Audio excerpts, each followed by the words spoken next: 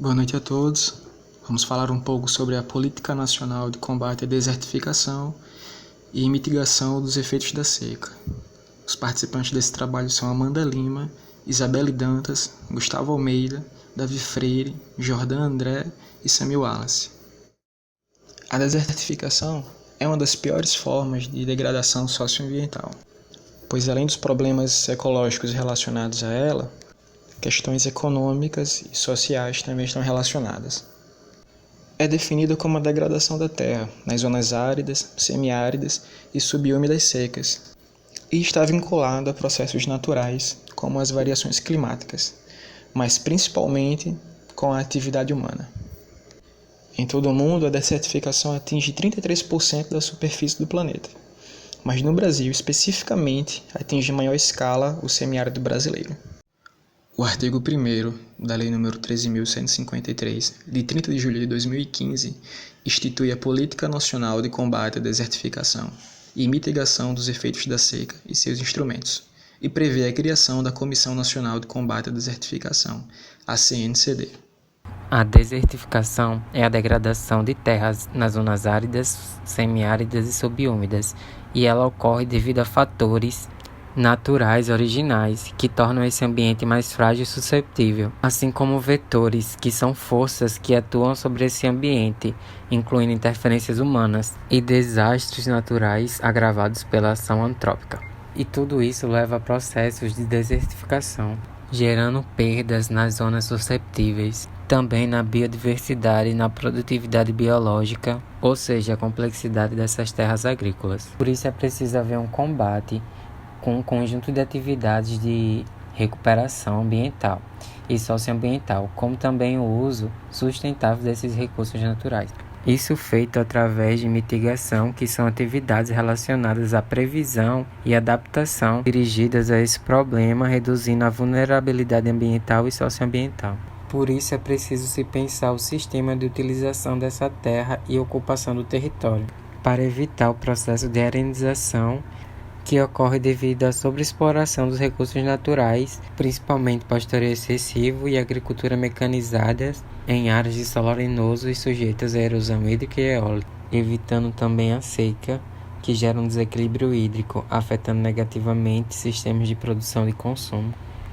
Alguns dos objetivos principais dessa política são prevenir e combater a desertificação, como também recuperar áreas em processo de degradação em nosso território, prevenir, adaptar e mitigar os efeitos da seca, instituir mecanismos de proteção, conservação e recuperação dos recursos naturais, proteger também os recursos hídricos com infraestrutura de captação, armazenamento e condução hídrica, com ações de prevenção e adaptação, estimular a pesquisa científica e as tecnologias e aplicar esse conhecimento sobre esse processo de desertificação e ocorrência de secas no Brasil para recuperar áreas degradadas, promover segurança alimentar, hídrica e energética nas áreas susceptíveis à desertificação, melhorando condições de vida das populações afetadas, promover educação socioambiental dos atores sociais envolvidos na temática,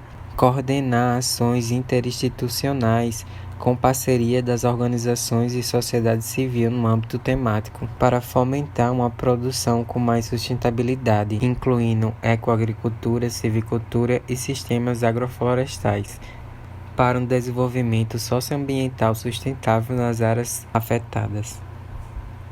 Apoiar também sistemas de irrigação socioambientalmente sustentáveis em áreas que sejam aptas a essa atividade, levando em consideração processos de salinização, alcalinização e degradação do solo. A política nacional ela deve seguir alguns princípios, como haver uma gestão integrada entre os entes federais e as comunidades no processo de elaboração e implementação das ações de combate. Haver também uma democratização desse conhecimento, em especial quanto ao acesso aos recursos naturais. Incorporar conhecimentos tradicionais sobre o manejo e uso sustentável dos recursos, fazer uma harmonização com as políticas públicas já existentes com essa temática, em especial aquelas dedicadas a acabar com a miséria a reforma agrária, a promoção da conservação e o uso sustentável de recursos, harmoniando também com as diretrizes da Convenção das Nações Unidas sobre o combate à desertificação, a Convenção sobre a Diversidade Biológica e a Convenção Quadro das Nações Unidas sobre Mudanças do Clima. É previsto nesta lei que cumpre ao poder público diagnosticar e mapear qual é o estado do processo que o ambiente sofre de desertificação e também degradação ambiental. Fazer um plano de contingência para todo o território nacional. Estabelecer um sistema que possa alertar precocemente da ocorrência dessas secas, também da perda de cobertura vegetal, degradação da terra. Estimular a criação de centros de pesquisas para o desenvolvimento de tecnologias que venham a combater esse problema e também fazer promoção de atividades econômicas essenciais nessas regiões afetadas. Promover conservação de recursos naturais através do fomento de boas práticas, pensadas em condições ecológicas locais, como, por exemplo, ecoagricultura, agropecuária de baixo carbono, manejo extrativista de produtos não madeireiros, capacitar técnicos em extensão rural que possa fomentar boas práticas e viver melhor em equilíbrio com a aridez local, promover a captação da água da chuva, armazenando em cisternas, barragens e subterrâneas, entre outras tecnologias que possam ajudar ao abastecimento doméstico e também promover a produção familiar, visando uma segurança hídrica e alimentar. Compete também a implementação de parques como jardins botânicos, etnobotânicos, hortas florestais, que possam promover a conservação das espécies locais. Pensar também em uma legislação agroindustrial, beneficiando produtores artesanais com a base de produção e sustentabilidade, favorecendo a produção regional e também valorizando tradições culturais e o extrativismo sustentável. Implantar tecnologias para melhor uso da água e reuso, enviverar mudas para reflorestamento de zonas rurais e urbanas. Fazer um levantamento de dados dessa região para saber dados como salinização, alcalinização dos solos, potencial para irrigação dessas áreas, assim tomando ações pensando nessas informações para incentivar o agricultor familiar com bases ambientais sustentáveis e alertá-lo de potenciais riscos de uma irrigação mal planejada. Bom, meu nome é Gustavo e agora vamos tratar algumas perspectivas sobre o presente e o futuro do combate à desertificação e à seca. Sabemos que o solo é essencial para a vida no planeta, servindo de hábitats para inúmeras espécies e como excelente reservatório de águas e nutrientes, e por isso o nosso compromisso com o meio ambiente deve ser sempre a busca pela garantia de uma maior durabilidade dos seus recursos, como a água, os alimentos e a produtividade da terra, pois o presente é muito importante para termos um futuro. Sendo assim, devemos sempre reavaliar algumas condutas para então reduzirmos problemas que dificultem ou que causem graves consequências ao nosso futuro, que está mais próximo do que imaginamos. Como alguns problemas podemos citar o uso intensivo do solo para a agricultura, grande cultivo de terras inapropriadas, extensiva uso da pecuária, desmatamento, práticas inapropriadas de irrigação e mineração, que por consequências trazem a redução de áreas cultivadas, diminuição da propriedade e da produtividade de áreas agrícolas, redução de recursos hídricos, crescimento da pobreza, aumento de doenças e a vasta perda de receitas econômicas. Abraçando essa causa, apoiamos 5 dos 17 objetivos das iniciativas da Agenda 2030 no Brasil. São eles: cidades e comunidades sustentáveis, consumo e produção responsáveis, ação contra as mudanças globais do clima, vida na água e vida terrestre. Lembrando que os Objetivos de Desenvolvimento Sustentável são um apelo global à ação para acabar com a pobreza, proteger o meio ambiente e o clima e garantir que as pessoas em todos os lugares possam desfrutar de paz e de prosperidade.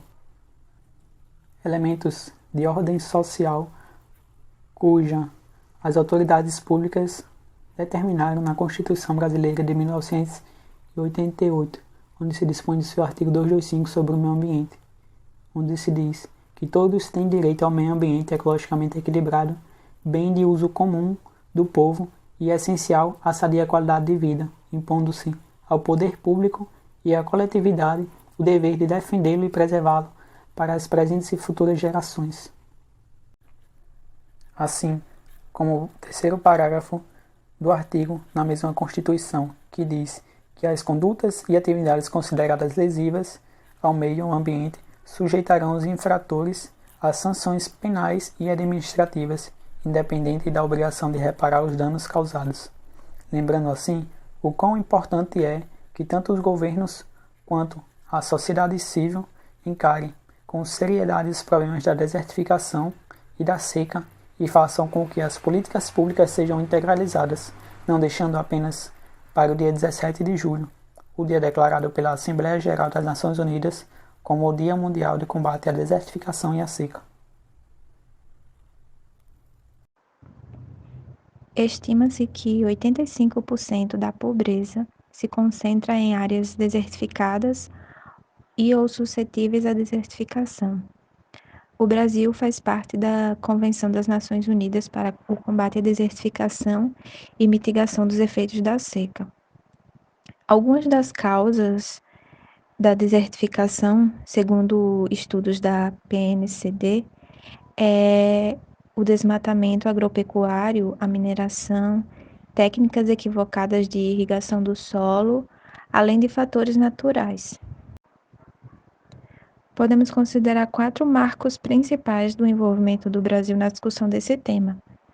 A participação na Convenção das Nações Unidas de Combate à Desertificação, estabelecida em 94, a elaboração do Programa Nacional de Combate à Desertificação e Mitigação dos Efeitos da Seca, o PAN-Brasil, em 2005, a instituição da Política Nacional e da Comissão Nacional de Combate à Desertificação, em 2015, e atualmente o Ministério do Meio Ambiente é o responsável por coordenar a Política Nacional de Combate à Desertificação.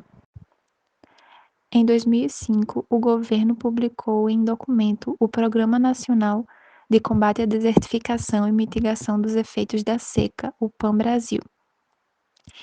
Este programa é resultado de um trabalho realizado pelo governo junto com centenas de pessoas e instituições entre os anos de 2003 e 2004.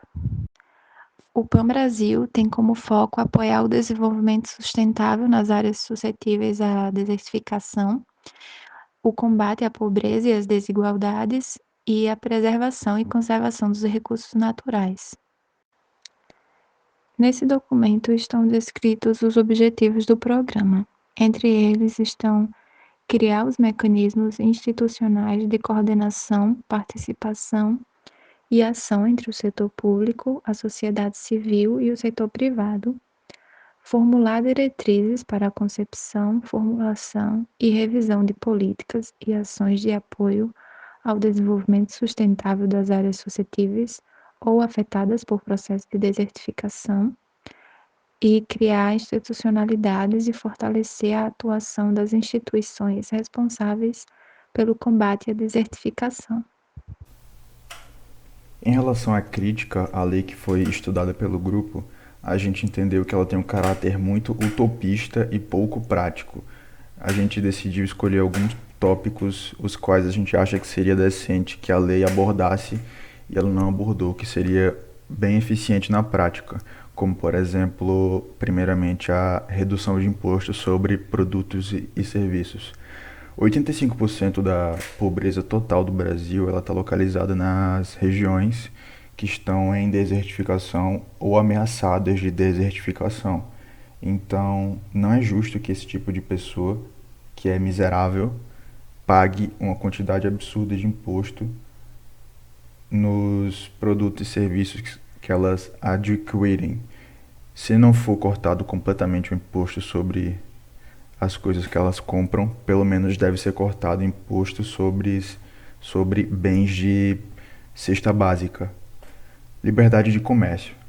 O grupo entende que essa população que é miserável, ela só vai prosperar se existir uma liberdade de comércio.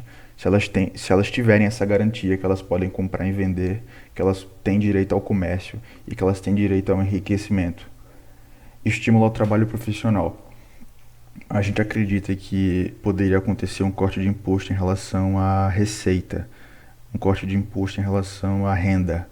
Isso atrairia empresas, pois elas teriam menos custo com imposto, isso atrairia indústrias e isso geraria emprego e geraria riqueza para o local. E aconteceria um desenvolvimento da economia da forma que deveria acontecer. Então a gente tem também que, em relação ao estímulo profissional, aconteceria uma diminuição da mineração, da irrigação, da pecuária amadora, pois acontece que nessas regiões não tem grandes empresas que têm o know-how de como torna esse tipo de coisa eficiente. Então, com a eficiência das grandes empresas, a natureza ela seria mais preservada. E a gente tem também o estímulo à declaração de propriedade privada pelos pobres da região.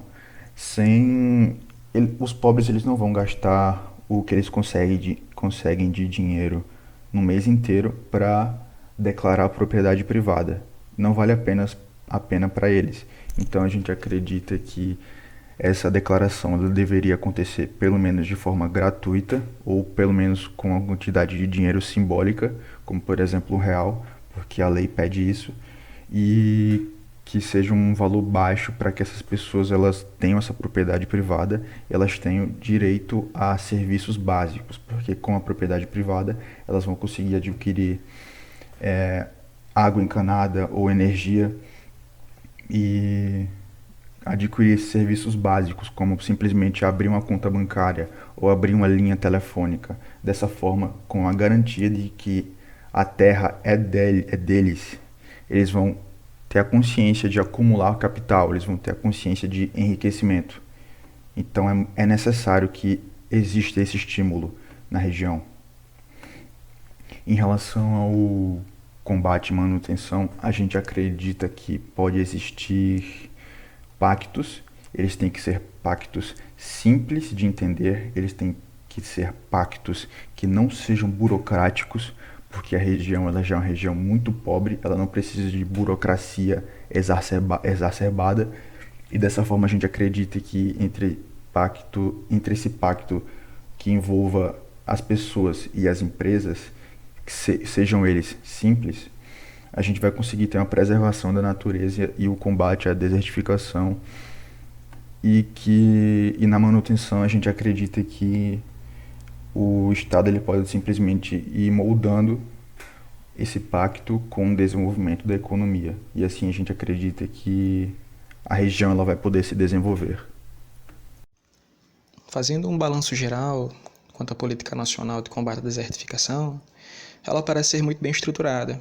Ela consegue contemplar as áreas mais afetadas, direcionar objetivos e caminho para evitar ou remediar o problema. Mas acredito que talvez o real foco de crítica que devemos fazer é se realmente existe a aplicabilidade dessa política no nosso país. Será que as organizações governamentais realmente estão comprometidas com os objetivos propostos? Será que as pessoas ou as entidades que cometem infrações no meio ambiente realmente pagam pelos seus erros? Há 5 anos, o desastre de Brumadinho ocorreu e ainda não houveram reparos totais, nem com as pessoas, nem com o ambiente. Tivemos um ano com altíssimo índice de desmatamento, a maioria criminoso. Será que houve investigação? Será que houve punição com as pessoas envolvidas? Um dos objetivos dessa política é o incentivo à pesquisa e à tecnologia. Será que isso realmente está ocorrendo? Não parece. Parece que está tudo jogado ao acaso. Então, devemos cobrar rigidamente das lideranças públicas respostas positivas a todas essas questões. Mas também não devemos parar por aí, não. Acho que devemos ser críticos também com os nossos próprios hábitos. O que podemos fazer, além disso, para minimizar o problema da desertificação? Será que as empresas por trás dos produtos que a gente compra estão realmente comprometidas com uma pegada ecológica positiva? Será que nós realmente pagamos o preço devido ao solo ou à água que nós consumimos? Então, acredito que, a fim de evitar e diminuir os problemas da desertificação, devemos cobrar a aplicabilidade das políticas de combate e ter hábitos mais positivos ecologicamente.